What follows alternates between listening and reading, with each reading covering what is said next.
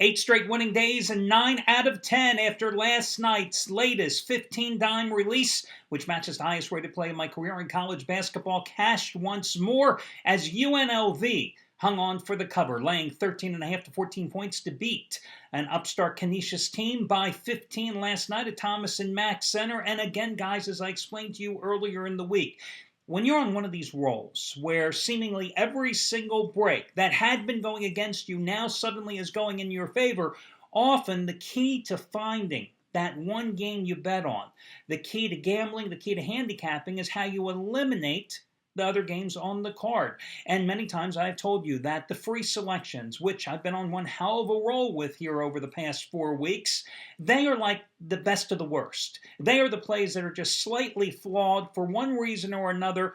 I turned away from them and found something else to bet on. Case in point yesterday. I mean, it was a huge Saturday card. You had the NFL game. Only one handicapper here at the site had that NFL play, and it was a winner with Chuck O'Brien with the Falcons, and we'll talk about that in a moment. A couple of guys like Trace Adams had a big play in college football. He had his double-year wager winner, number 6 in a row yesterday, cashing in with UL Lafayette in the New Orleans Bowl against East Carolina. But those bowl games meant nothing to me.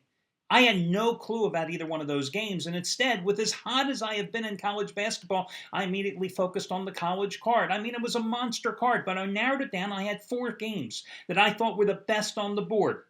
3 of them I gave you as free picks because there was just something wrong with them, something that gave me that little voice in the back of my mind that said, hey, stay away from that game. So, I gave you a free pick on Virginia Tech. 10-point lead after the first half, and what happens? Virginia Tech loses in overtime here in Vegas at the Orleans Center against Bradley. Gave you Southern Mississippi against Wichita State, which was either a win, a loss, or a push, depending on when you bet it, because that line went up 3 points as the day went on, which would have made Southern Miss a winner, but I took a push on it. And gave you a loser on Kent State. Big first half lead, couldn't maintain it in the second half, failed to get the job done against Arkansas State. But again, they were the free selections. The one game that I went on happened to be UNLV, a team, as I alluded to in yesterday's analysis, all season long had frustratingly opened up big double-digit margins and just couldn't hold on to them. Last night was one of those cases where they were up by 7 at the end of the first half. Second half, they took the lead. It was hovering between 14 and 17 points late in the game. They hung on and got the cover. And like I said, guys, many times when the breaks are going against you, you think you're just never going to get another one. And then suddenly, when you're on one of those winning streaks, everything is going in your favor and you just can't lose. And that's the position I find myself in right now. I'm going to have a money-saving discount coupon code for you in just a moment, plus 3 free selections. Going to take a look at the late game between the Bears and Arizona, along with your early games between Green Bay and Tennessee, along with Pittsburgh and Cincinnati, and a rundown of who's hot and who's not. Again, I am going today for my 9th consecutive winning day and 10 out of 11. And I have another 15-dime release. The same play I had last Sunday in the NFL when I gave you the New Orleans Saints 41-0 over Tampa Bay. The same 15-dime plays that matched the highest rated releases in my career in college basketball that I just gave you with UNLV last night, with Wyoming over Cal Santa Barbara on Friday night, with Cincinnati in revenge against Xavier on Wednesday night, with NC State in revenge against Stanford on Tuesday night. Same plays in the NBA that have been money in the bank the past 3 years. Hit one of them on Monday night with the Spurs in revenge against San Antonio. That's what I have going today. It's my 3rd straight NFL winner over the past week and a half. It is going to be a 17-point end-to-end route for a particular playoff contender today. And it's going to be my 8th straight 15-dime winner overall. And again, I'm going to talk about guys that have bigger rated plays. But if I also often tell you, you know what? It's all scalable. For me, 99.9% of my plays are rated between 5 and 15 dimes. So, you're getting pretty much the best of the best here. When I say it's a 15-dime release as I go for winning day number 9 in a row. Congratulations to Shawn Michaels. What a weekend he has had. First of all, cashed in with his guaranteed winner on Friday night, which was his college football teaser winner, number 3 in a row, 100-dime play, number 3 in a row as well in college football, as the Beef O'Brady's Bowl, which I just like saying that name, Beef O'Brady's Bowl, as he cashed in that particular game with a 100-dimer on a teaser with Central Florida and the under in that contest. He came back, and remember, that was a guaranteed play on Friday night, and the whole idea behind that guaranteed play was that if he had lost it Saturday, you would have gotten his first college basketball 100-dime release of the season, and only the 9th of his career since he joined this site about 6 years ago. You would have gotten it for free. Well, you didn't get it for free, but hopefully you got it anyway, because in the wee hours of the morning, a game that tipped off after 12:30 Eastern time in the morning, get this, guys, he said a road team would win by at least 15 points. He went with Miami of Florida, laying 10 points at Hawaii in the first round of the Diamond Head Classic. And the Miami Hurricanes won by exactly 15 points for that 100-dime winner. And today, he's going for the trifecta. A third straight 100-dime winner in 3 days, but more importantly, 100-dime NFL winner number 27 out of 37. It's his AFC North Game of the Year. The Steelers-Bengals side, just as strong as the 100-dime plays he's had the past 2 days, 26-10 with 100-dime NFL releases, past 3 years combined. And college and pro football bettors, $10 wagers. Well, you know you have won $8,265 following Sean's advice over the past 3 years in football. As I mentioned earlier, congratulations going out to Chuck O'Brien, the only handicapper here at the site to have a play on the Falcons-Lions last night. He had a big 75-dime play on the Falcons. Today, he's going for NFL winner number 9 out of 11. It's his third 75-dime play of the season. His first one was Monday Night Game of the Year a couple weeks ago with Carolina over Philadelphia. Last night was number 2. Today, he has his bounce-back game of the year. It goes at 1 o'clock Eastern time. He's taking a team that's coming off a loss he feels will rack up a double-digit win and roll to the easy cover today. And he's looking to sweep the weekend as he had a 20-dime bowl teaser winner on UCF, Central Florida, and the over against Ball State on Friday night. Anthony Redd, Sunday Night Game of the Year, 80-dime NFL winner number 3 out of 4. Seahawks and 49ers. His last 80-dime winner was Tampa outright. 36-17 as a 6-point road dog. Remember in that Thursday night game against Minnesota last month? Yesterday, he hit 60-dime bowl winner on Washington against Boise State. This is stronger than his 60-dime NFL winner last Sunday when he scored with the Broncos in a blowout of the Ravens. Craig Davis is looking for, or has won 21 of the last 33 days, making a $10 better, $3,445 in that stretch. Today, second biggest NFL release of the season. Another guy, like myself and Shawn Michaels, that likes teasers, FYI, 75-dime 2-team teaser. New England, Jacksonville, San Francisco, Seattle. So that's what he's going with there. Just hit a 30-dime teaser with the Jets in the under on Monday night. FYI, a $10 better since the end of last season in the NFL has won $5,035 following his advice. And as I noted earlier, congratulations, Trace Adam. Hit W wager winner number 6 in a row yesterday with UL Lafayette. You know, on Sundays, and normally 1,000-star play is his top play. On Sundays, he's had raised the bar 1,500-star releases. He's going for winner number 6 out of 7 today on San Francisco and Seattle. He had San Francisco outright as a 1,500-star play last Sunday night at New England. Had San Francisco as a 1,500-star winner 2 Sundays ago at home against Miami. Does he ride the 49ers for a 4th straight time? Now, I tell you the good, I got to tell you the bad. Scott Delaney had his biggest college bowl release of the season, 80-dime winner number 2 in a row. He lost yesterday with Boise State. Chris Jordan had his Las Vegas Bowl winner number 5 out of 6, I believe, over the past 6 years. He's based, of course, in Vegas. He lost as well on Boise State. But all in all, nothing much to be complaining about, as these guys have done exceptionally well with their selections. Let me get you your money-saving discount coupon code, guys. Today, you can save $16 off a single purchase simply by using the code HOLIDAY16. HOLIDAY16, HOLIDAY and the number 16. Holiday 16. Enter that when prompted. You'll save $16 off the single purchase today.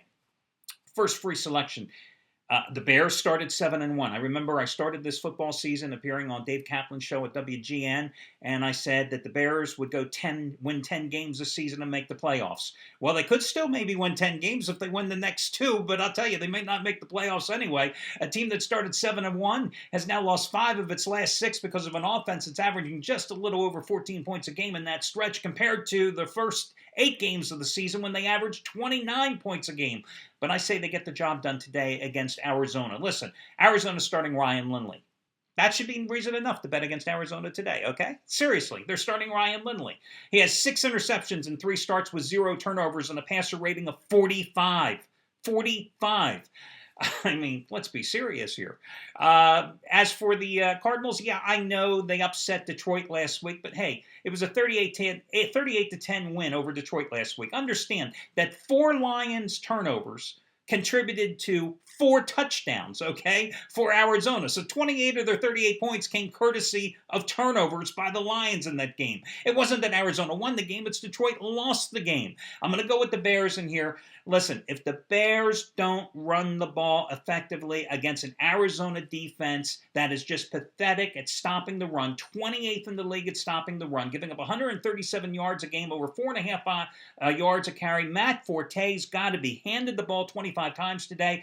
That will give Jay Cutler some breathing room back there in the pocket because remember, he has no offensive line protection. The Cardinals definitely can put the heat on opposing quarterbacks. They've got 22 interceptions as well, thanks to that great secondary this season.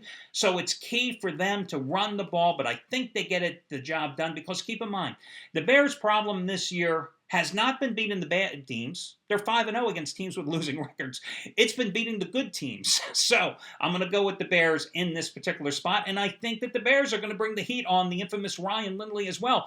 Arizona's offensive line may be worse than Chicago's. Cardinals quarterbacks this season, doesn't matter whether it's Kevin Cobb, John Skelton, Ryan Lindley, or you.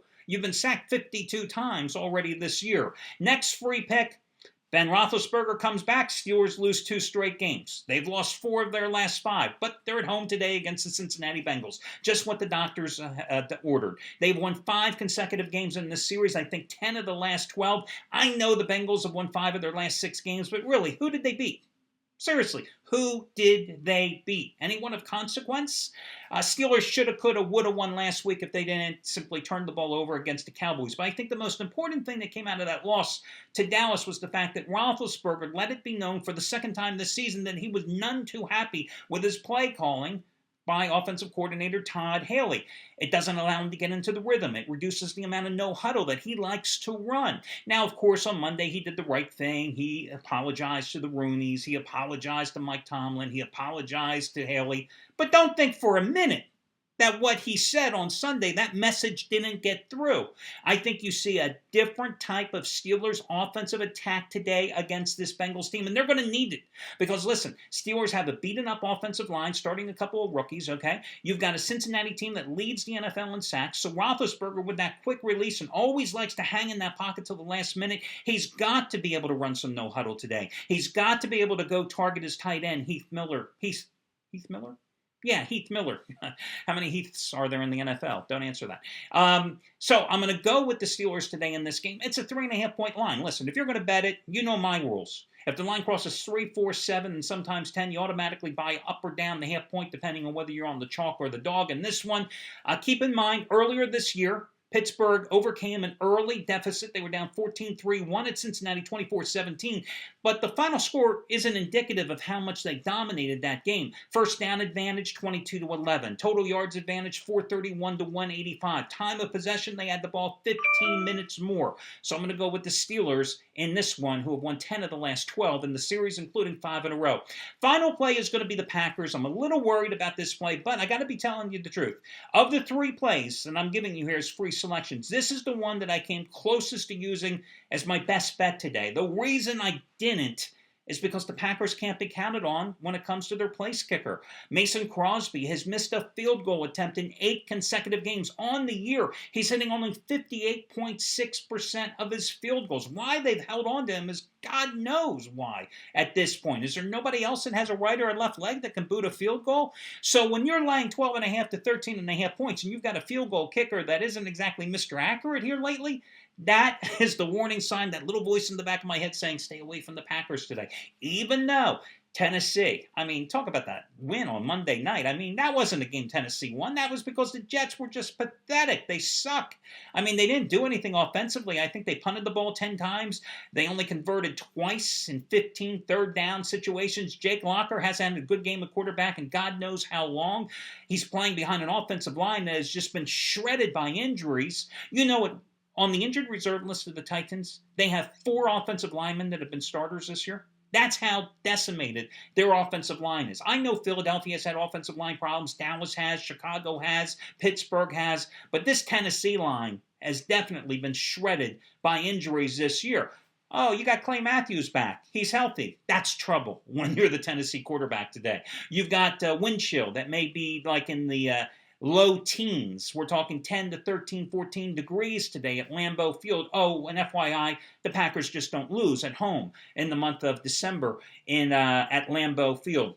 So again, I'm going to go with the Packers in this particular contest. They've won 9 of their last 10. The only loss was against the Giants on the road, remember? They were on an 11-1 ATS run. I'm sorry, scratch that. Wrong. They're playing their home finale. That's more importantly. They have won and covered 8 consecutive games in December at home. That's a number you can take to the bank. That negates the Mason Crosby factor, but still a little bit concerned. That's going to be your final free selection. So you got your money saving discount coupon code. Tomorrow's Christmas Eve. I will still be here because we got another bowl game, remember, and basketball as well. So I'll talk to you again tomorrow, and best of luck today with your selections, and hope you all make some money along with myself too.